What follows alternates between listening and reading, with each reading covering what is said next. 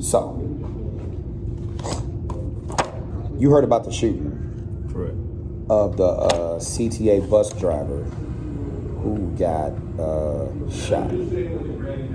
I heard the bond hearing. I listen to bond court all the time. Mm-hmm. What do you think about, do you know specifically what happened?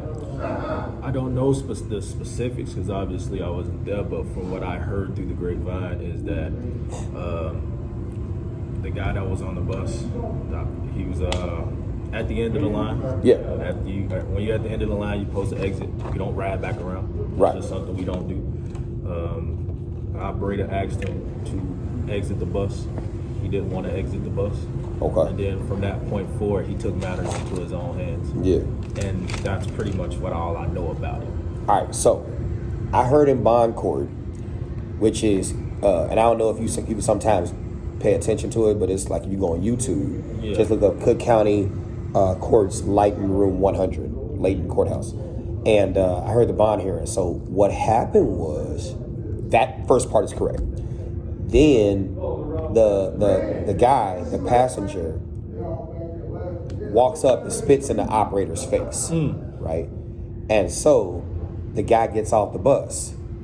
The operator gets off the bus. Bad mistake. Bad mistake. Bad mistake. Like, dude, why didn't you stay on the bus? Right, and that's protocol. You don't go after Yes. any passengers. Yes, you stay, and I get it. It's the most vile thing that I've been spit in the face. Right. Have video of that. Didn't attack, didn't, you know what I'm saying? But that's a hard thing to do, right? Is to not attack. But I get it. It happened, right? So you got off the bus, and then the man pulled out a gun, shot you multiple times. You see what I'm saying? And in shooting you multiple times, obviously you got injured, he got charged. But at the end of the day, him being charged with the crime ain't gonna do nothing about your face. Mm-hmm. Like, you gotta deal with that, you know?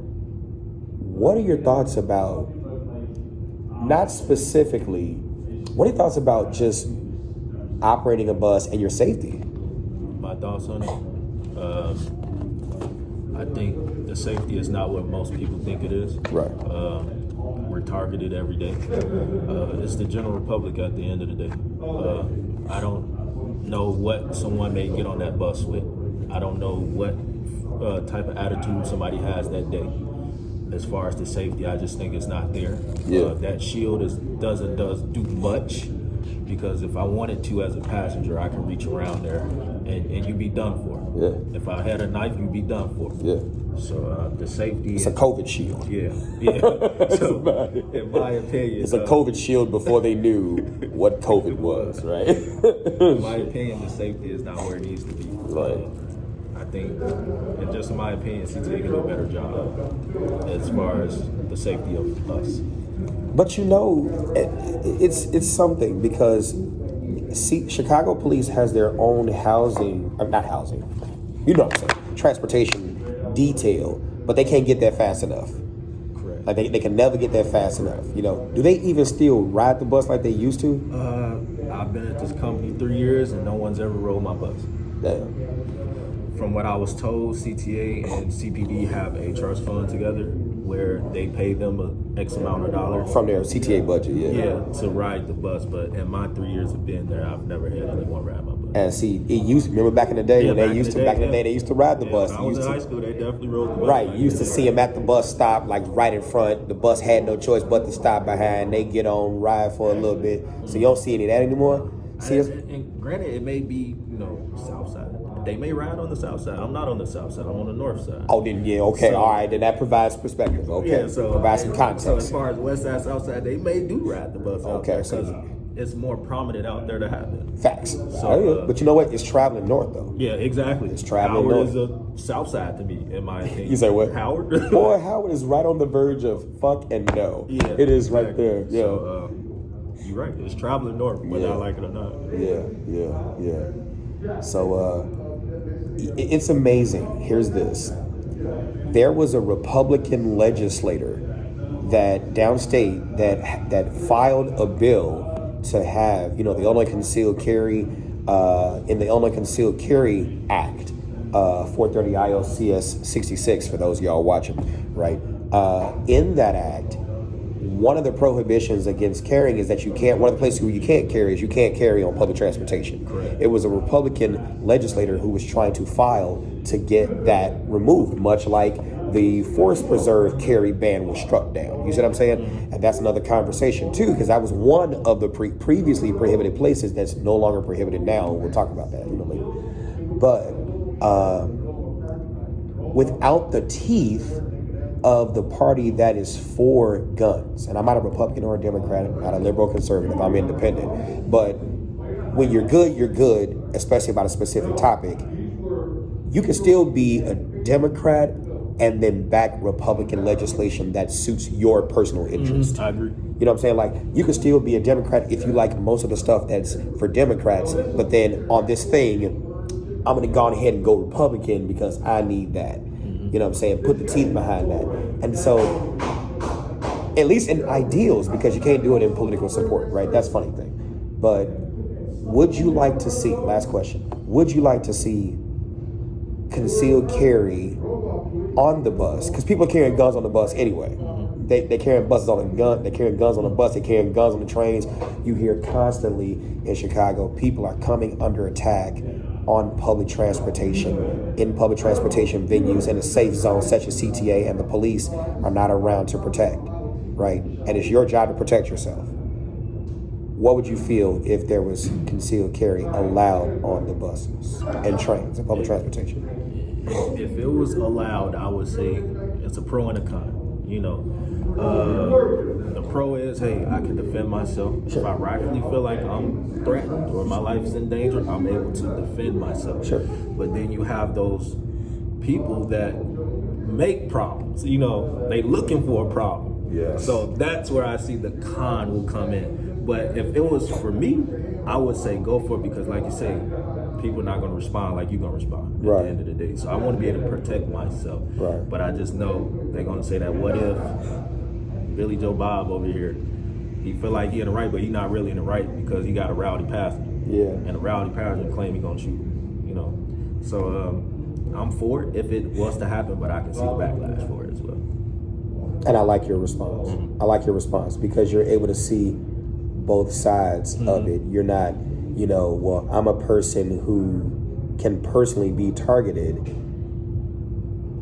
and I'm just for it and not see the other side. So I like that about you. Already I'm loving this conversation. Yeah, for sure. Here we go. What are some of the things that you could recommend to operators and even just persons, period, to lessen the chances of being targeted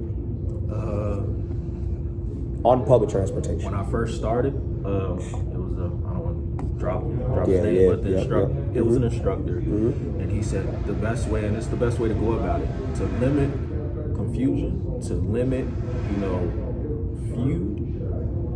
You're right, I'm wrong. Okay, yep. That's the best way to go. You're right, I'm wrong, and that should cease everything. You never want to get into a verbal confrontation with somebody. CTA doesn't want that because they know what it will lead to. Yes. But you do have some that want to show that they, you know, tough and, you know, you're not going to run over me. This is my bus, blase, blase.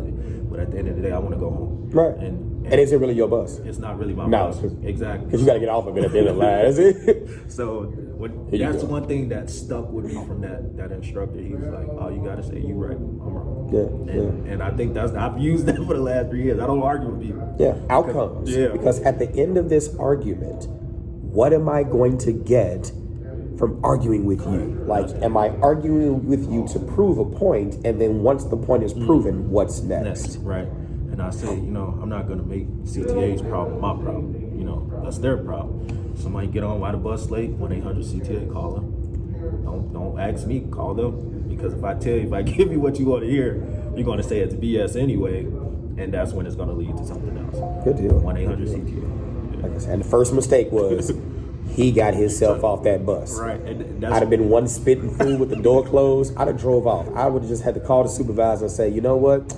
I had to drive away because I thought my life was in danger. But even in that sense, I don't want to put it in a money perspective, but like you say, he got spit in the face. All he had to do was close that door. I cannot drive this bus no more. IOD, I'm injured on duty.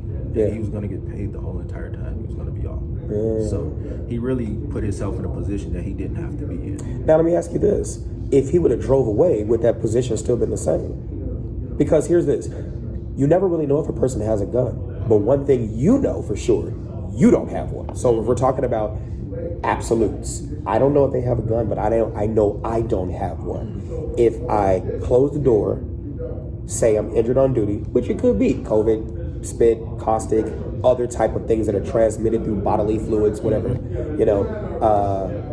I'm still a sitting duck in a bus, in a large box, a large rectangle,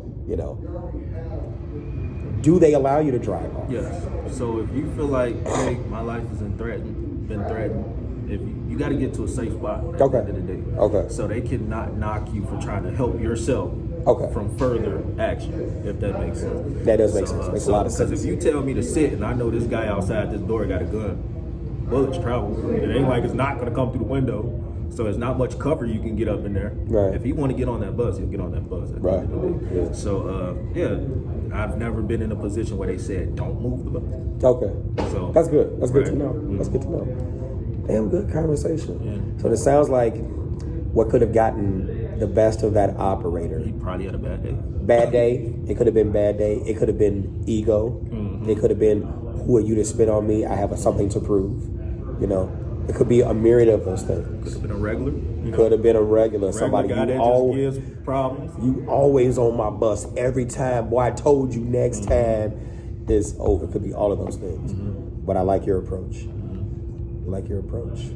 Oh yeah, for sure. That's some good shit. Yeah, for sure.